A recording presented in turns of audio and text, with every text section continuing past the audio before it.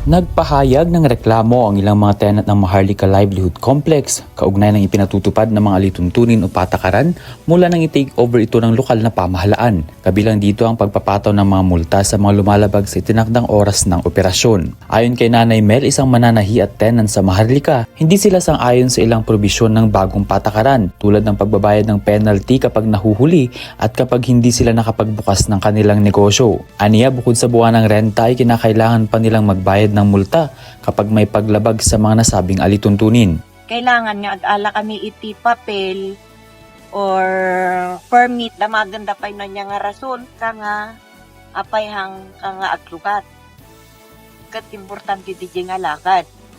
Kin may sapay, apay nga agala kami pa lang ti permit, agbay bayad kami magtitiaba. Hindi ka na nga kumita, may penalty ka pa. Di panalong-panalo sila.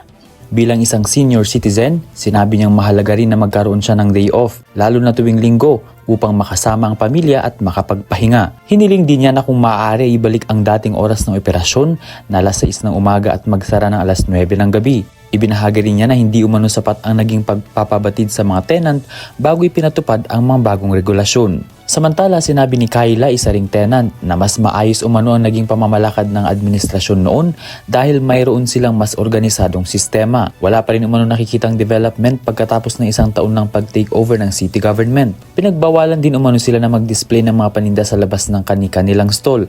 Kaya't ang tanong nila, paano makikita ng mga mamimili ang kanilang mga paninda? So, pagdating sa income, hirap kami. Especially nung pinatanggal na admin yung mga displays sa labas ng shops na kailangan nasa loob lang. It's not break even kami everyday. Lugi pa pag minsan. Ang primary issue sa ngayon is yung pending na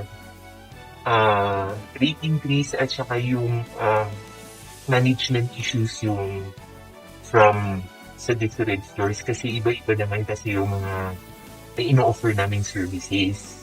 Medyo isang taon na from after nang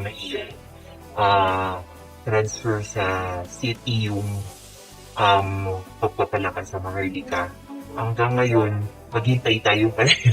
Ipinaliwanag naman ng administrator ng Maharlika na si Arthur Aladiu na ang ipinatutupad ng mga lituntunin ay nakabatay sa isang ordinansang inaprubahan ng Sangguniang Panlungsod at naging epektibo pa noong Abril 1. Ayon kay Aladiu, kinakailangan nila magpatupad ng pansamantalang pulisiya upang maayos ang sistema ng operasyon sa loob ng Maharlika. Yung sa late talaga namang nandun sa ordinasyon.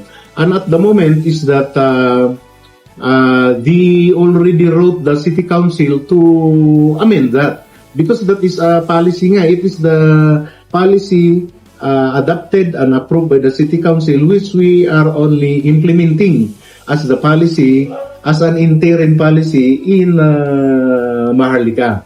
Ganun po yung point doon. So in this case, we had endorsed it to the city council, particularly to Councilor Van Daytang, to look into their concern.